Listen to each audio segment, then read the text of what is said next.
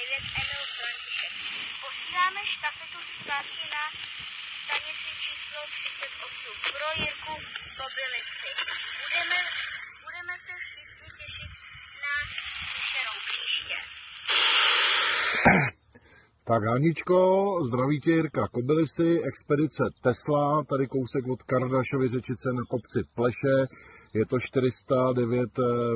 509 metrů nad mořem a přebírám od tebe štafetu, slyším tě perfektně a čitelně, pozdravuju tam celou osádku expedice Jeleni a já to předávám na Jirku Děčín na pořadové číslo 37.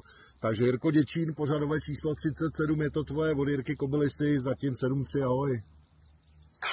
Jirko Kobylisy, díky, takže tady Jirka Děčín, přebral jsem štafetu od čísla 39, moje pořadové číslo, ano, pořad 38, číslo 37, Jirka Děčín, kveta Nebelstein, 1017 metrů vejška, lokátor Josef Neruda, 78 Josef Guido a předávám to na expedici Svrnetka a tímto se štafetou loučím, mějte se pěkně a příští ročník štafety těším se na slyšenou, ahoj.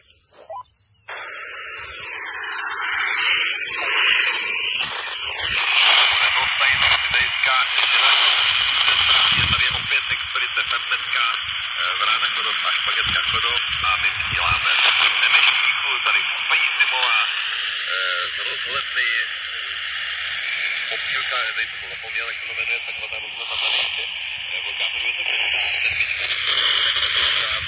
Olympik. Děkujeme všem, kteří jsme slyšeli a přidáváme to na číslo 35, takže je to tvoje.